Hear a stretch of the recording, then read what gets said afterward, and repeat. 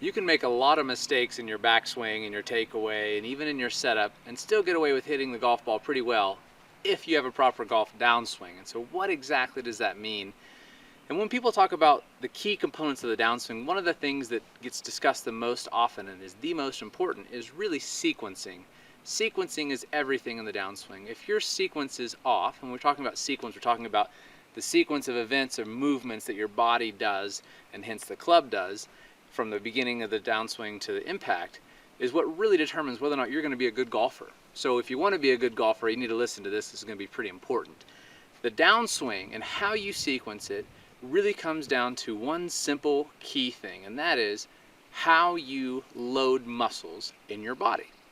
That's right, your body, what it listens to most is tension.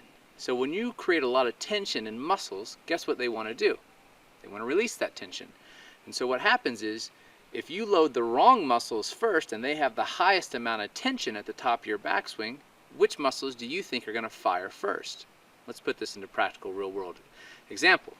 Most golfers, most amateur golfers around the planet for the last umpteen decades have tended to come over the top and fire their arms and shoulders and everything from the top of the downswing. Why is that?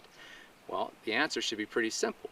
They've loaded these muscles up first and they have the highest amount of tension, and so of course they go first. So when you go to your top of your swing and you pick your arms up and you make this goofy swing and lean back this way, you're putting all of this tension in here, and these muscles that you actually want to be loaded in your core and your trunk, your legs, are actually relaxing and lengthening and stretching rather than coiling up and building a healthy amount of tension in them.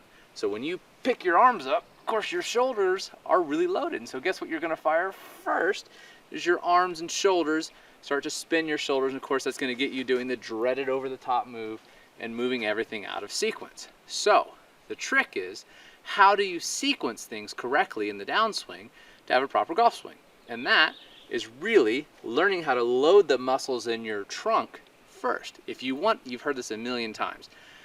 Jack Nicklaus said it, Tiger Woods said it, they start their swings from the ground up. What does that mean to the average golfer? Because the average golfer does the exact opposite. They start their swings from the top. They start their swings from their arms and shoulders and fire the club first, and every tour pro does the opposite. So what does that mean? How do you fix that? Well, you have to create tension in the proper muscles first. So what I want you to do now is take a look at this video I've done. It's our most popular video I've ever done in 10 years of doing golf instruction videos online.